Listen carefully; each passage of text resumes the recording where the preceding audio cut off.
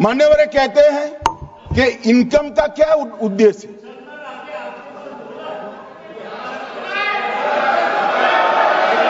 बैठ जाओ।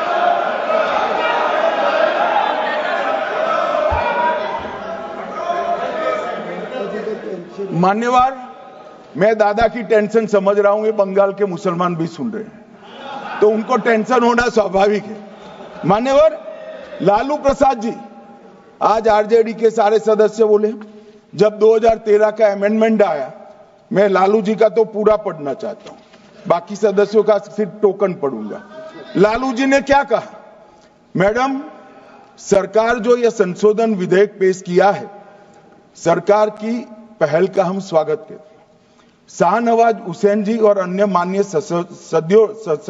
सदस्यों ने अपनी बातों को यहां रखा, मैं उसका समर्थन करता हूं। आप देखिए, सारी जमीनें हड़प ली गई है, चाहे सरकारी हो या गैर सरकारी। वक्फ बोर्ड में जो काम करने वाले लोग हैं, उनके द्वारा सारी प्राइम लैंड को बेच दिया गया है।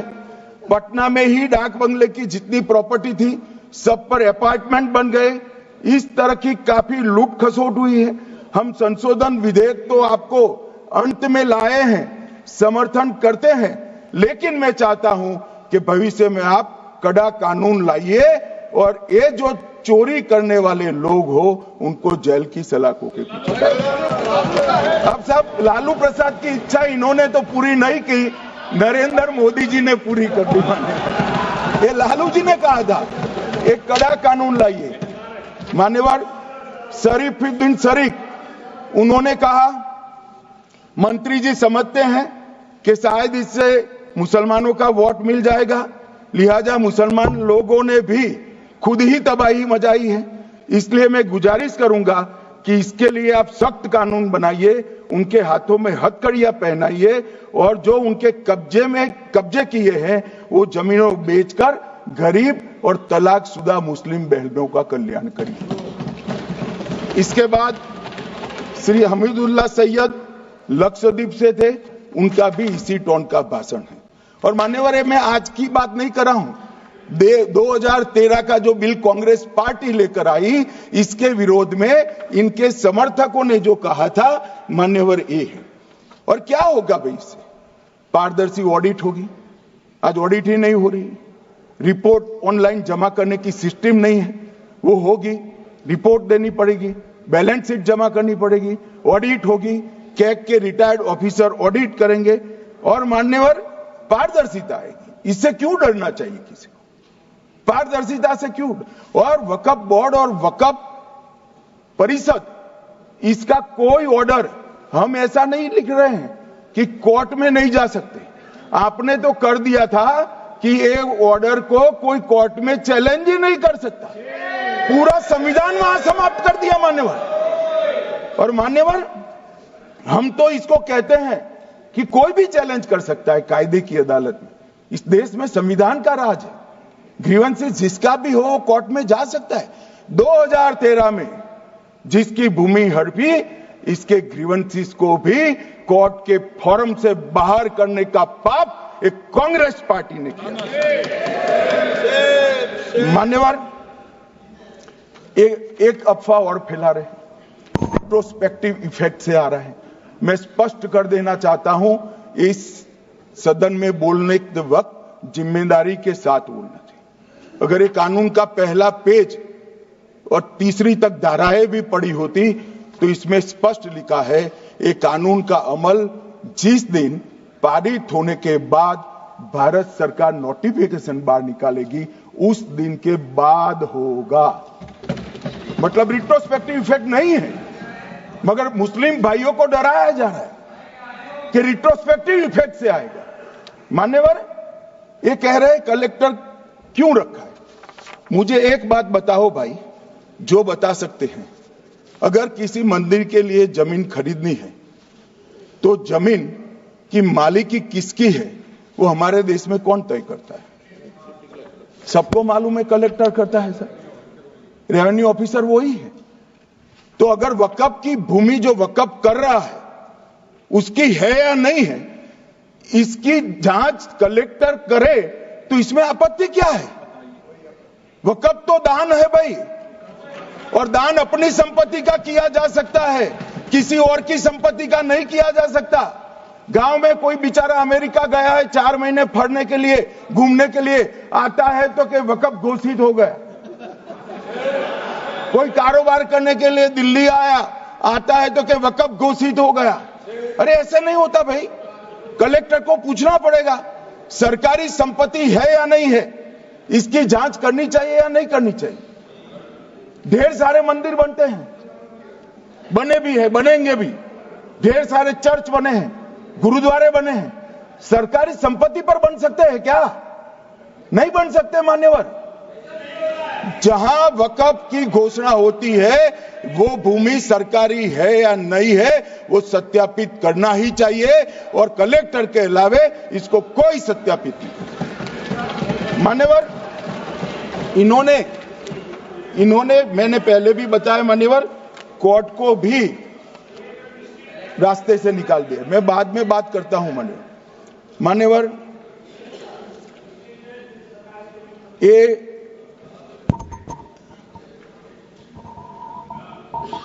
मान्यवर एक उपयोग के आधार पर वक्फ की समाप्ति। मान्यवर ये कह रहे हैं कि सैकड़ों सालों से वहां प्रैक्टिस है। अब वो तो वक्फ रजिस्टर हो गया, आपने घोषित कर दिया, वक्फ में रजिस्टर भी हो गया, अब इसका सवाल नहीं है। मगर सैकड़ों साल की प्रैक्टिस, मुगलों के समय की प्रैक्टिस आज घोषित की जा सकती है क्या? अगर वहां नमाज पढ़ रहे हैं तो लोग देखते होंगे, कब्रिस्तान होगा लोग देखते होंगे, दरगाह होगी तो लोग देखते होंगे, और घोषित भी हो चुका होगा, रजिस्टर भी हो चुका होगा। अब अगर आप वक्फ घोषित करना है तो उसको ऐसे नहीं कर सकते मान्यवर, अधिकृत करना चाहिए। मान्यवर, जो दूसरा सुधार लेकर आए किरण जी, वो ही है कि धारा 36 में वक्फ संपत्तियों को बिना किसी स्पष्ट प्रक्रिया से, मालिकी की प्रक्रिया से पंजीकृत नहीं किया जा सकता। मान्यवर, अपील का प्रावधान वर्तमान में अधिनियम में ट्रिब्यूनल के निर्णय के खिलाफ अपील करने का कोई प्रावधान नहीं है। ये दृष्टिभ्रम खड़ा कर रहे थे गोगाई जी कि हाईकोर्ट में जा सकते। हाईकोर्ट में सिविल सूट नहीं जा सकता, रीट के अधिकारों का उपयोग कर हाईकोर्ट में जा सकते हैं। सिविल सूट में ज्यादा प्रोटेक्शन मिलता है मूल मालिक को, आपने सिविल सूट को खत्म कर दिया था। रीट के जुडिक्शन बहुत सीमित है, हम सब जानते हैं कि ये सीमित कर दिया गया था, आप भी जानते हो, मगर आपको वोट बैंक चाहिए। मान्यवर, ये हमारा स्पष्ट सिद्धांत है भारतीय जनता पार्टी की, मोदी सरकार का, कि वोट बैंक के लिए हम कोई कानून नहीं लाए। कानून न्याय के लिए होता है, कानून लोगों के कल्याण के लिए होता है। इन्होंने कहा कैसे कैसे कानून आए हैं, मैं बता देता हूं सब। अभी कांग्रेस के महासचिव और माननीय सदस्य कह रहे थे क्या कानून आ रहे हैं सब, किस प्रकार के कानून आ रहे हैं। मान्यवर, इसी सदन में नरेंद्र मोदी सरकार ही महिलाओं को 33% आरक्षण का कानून लाई। इसी सरकार में पिछड़ों को संवैधानिक अधिकार दिया गया। मान्यवर, इसी सरकार में बजट जो आए, इसमें गरीबों को गैस, शौचालय, पानी, 5 लाख तक का बीमा, 5 किलो अनाज, बिजली और घर दिए गए। मान्यवर, और कन्वर्जन कानून की बात करते थे और हंसते हंसते कहते थे कर्नाटक सरकार कन्वर्जन कानून लेकर आई है। सबसे पहला कन्वर्जन कानून उड़ीसा और मध्य प्रदेश में कांग्रेस सरकार लेकर आई, मगर उस वक्त कांग्रेस सरकार तुष्टीकरण की नीति पर नहीं चलती थी, महात्मा गांधी के सिद्धांतों पर चलती थी। मध्य प्रदेश और उड़ीसा में सबसे पहला कन्वर्जन के खिलाफ कानून कोई लाया तो कांग्रेस पार्टी लाई, और मुझे गर्व है मेरी पार्टी की सरकारें कन्वर्जन पर कानून लाती। मान्यवर, सबको अपना धर्म का अनुसरण करने का अधिकार है, कोई शौक से करे, मगर लोभ, लालच, भय, इससे धर्म परिवर्तन नहीं कराया जा सकता। किसी गरीब के पास खाना नहीं है, खाना देकर उसका धर्म बदला दोगे? कोई थोड़ा कम पढ़ा लिखा व्यक्ति है, उसका धर्म बदला दोगे? ऐसे नहीं होगा मान्यवर। और आपने भी किए हैं कानून, आप नए नए आए हो, आपको मालूम नहीं है मान्यवर, इनको मालूम नहीं, अभी अभी आए हैं 5 साल से। ये कांग्रेस पार्टी ने कानून किए थे मान्यवर। अपील का प्रावधान भी हमने आगे बढ़ाया और गैर मुसलमानों के द्वारा दान की गई संपत्तियों पर,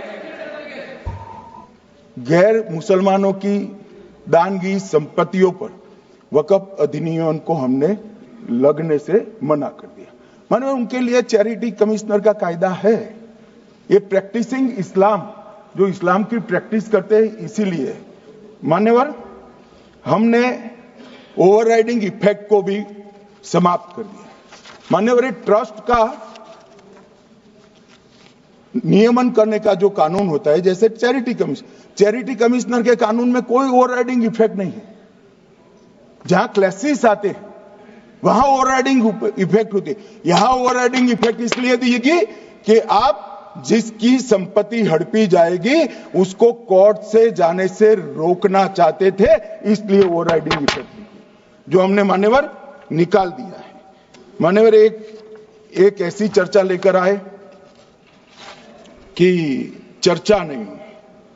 मैं आपको बताना चाहता हूं 2013 में जो अमेंडमेंट बिल आया, जिसके कारण ये बिल लाना पड़ा, वो बिल में कुल मिलाकर 5.4 घंटे चर्चा हुई थी, 5.5 घंटे दोनों सदन मिलाकर। और इस बिल में दोनों सदन मिलाकर 16 घंटे चर्चा हो रही है मान्यवर, 16 घंटे। इसके अलावे हमने डिमांड किया समिति बनाओ, समिति भी बनाई, 38 मीटिंगें हुई, 113 घंटे चर्चा हुई, 284 हितधारक बनाए गए। वक्फ बोर्डों की संख्या, जो उपस्थित वक्फ बोर्ड भी हुए राज्यों के 25 हुए, राज्य सरकार के प्रतिनिधि 15 राज्य सरकारों के आए, सांसद 8 हुए, विधायक विधान परिषद 7 हुए और अध्ययन दौरे 3 किए गए और अल्पसंख्यक आयोगों को भी 5 बुलाया गया। ये सबसे 92.68 लाख करीब 1 करोड़ सुझाव देश भर से ऑनलाइन आए। इसकी मीमांसा कर ये कानून बना है। आप ऐसे इसको खारिज नहीं कर सकते हो पूरी प्रक्रिया को। आप जो कर रहे हैं 5.5 घंटे की प्रक्रिया, ये बहुत लोकतांत्रिक प्रक्रिया है और हम 16 घंटे चर्चा करते हैं कि चर्चा आपके अनुरूप चर्चा नहीं हो सकती। ये सदन में हर सदस्य बोलने के लिए स्वतंत्र है, कोई परिवार की यहां चलती नहीं है। ये तो जनता के नुमाइंदे हैं, किसी की कृपा से नहीं आए हैं। मान्यवर जो दिल में है, जो जनता की आवाज है, वो रखेंगे। मान्यवर एक सदस्य द्वारा कहा गया कि ये मिसलीडिंग है कि पुराने कानून में 2013 के जो अमेंडमेंट्स थे उसमें